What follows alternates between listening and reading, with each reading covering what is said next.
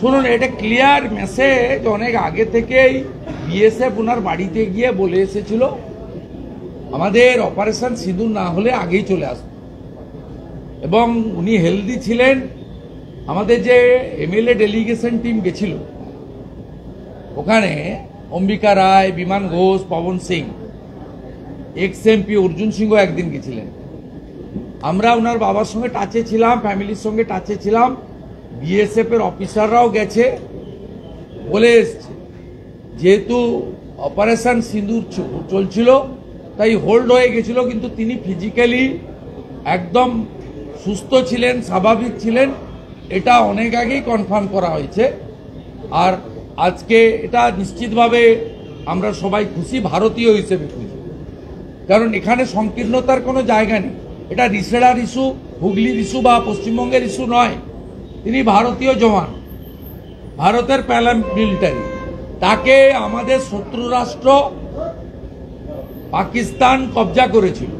তার ফিরে আসাটা যারা ট্রু ইন্ডিয়ান, শেকু মাকুদেররা ছাড়া, তারা প্রত্যেকেই হ্যাপি হবে। আমরা ওয়েলকাম করছি এবং all credit goes to Bharat সরকার, যশস্বী স্বরাষ্ট্রমন্ত্রী, তিনি প্যারামিলিটারি ফোর্সের মিনিস্টার, এবং obviously mister Daljit Singh, the DG BSF. তিনি গত পরশুদিনও আমার সঙ্গে কথা বলেছেন, গতকালও আমি তো ওনার সঙ্গে কথা বলেছি। উনি আমাকে অ্যাসিওর করেছেন যে কয়েক ঘন্টা সময় দিন, উনি সুস্থভাবে বাড়ি ফিরবেন। চীন, তুরস্ক, পাকিস্তান, বিভিন্ন এই সমস্ত দেশের বিভিন্ন টুইটার অ্যাকাউন্ট, এখন আমরা ওয়েট করছি উকিল বর্মনের ফেরার জন্য। আমাদের শীতলকুচির ফার্মার, যাকে বাংলাদেশ বিডিআর আটকে রেখেছে, আমরা তার জন্য ওয়েট করছি। ওখানকার এমএলএ বরেন বর্মন চেষ্টা করছে, আমরাও যোগাযোগ রেখেছি। আমরাও হোপফুল পিকে সাউর মতো উকিল বর্মনকেও সুস্থ অবস্থায় আমরা খুব তাড়াতাড়ি বাড়িতে পৌঁছে দিতে পারি। বিভিন্ন এক্স হ্যান্ডেল এই পাকিস্তান, তুরস্ক বা চীনের সেই সমস্ত ব্যান করা হচ্ছে ভারতবর্ষে, তার কারণ ফেক নিউজ ছড়ানো হচ্ছে এই যুদ্ধ পরিস্থিতিকে কেন্দ্র করা উচিত।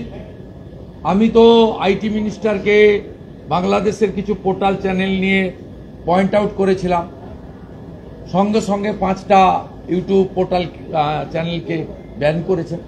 ভারতীয় হিসাবে আমাদের প্রত্যেকের উচিত, apart from political affiliation, properly সরকারকে এই বিষয়ে জানানো। কারণ নেশন ফার্স্ট, দেশ থাকলে আমরা থাকবো। এক্ষেত্রে জিরো টলারেন্স নীতি নেওয়া উচিত। ভারত সরকার সে কাজটা করছে। আমাদের উচিত ইনফরমেশন পৌঁছে দেওয়া এবং ভারত সরকার যে গাইডলাইন দিচ্ছে তাকে ফলো করা। আজকে আপনাদের উপরে যে মিটিং হলো একটা, আপনারা বারবার ভোটার তালিকার দিকে বিশেষ নজরের কথা বলছেন। না, আমি ওই মিটিং নিয়ে আপনাদের বলবো। এটা কমপ্লিটলি আওয়ার ইন্টারনাল মিটিং। আপনারা 48 ঘন্টা পরে গল্প লিখবেন, অসুবিধা নেই।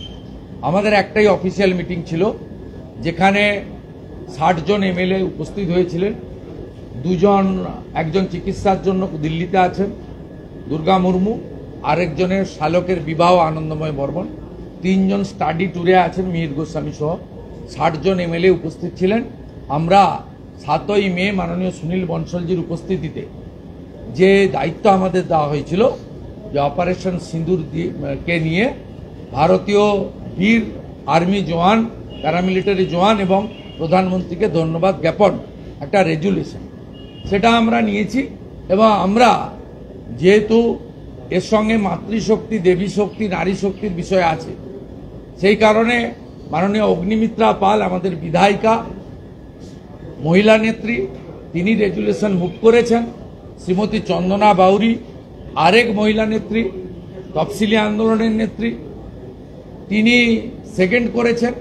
এবং আজকে আমরা বিজেপির সমস্ত মহিলা এমএলএদের মঞ্চে বসিয়ে তাদের দ্বারাই পরিষদীয় দলের এই কর্মসূচি পালন করেছি।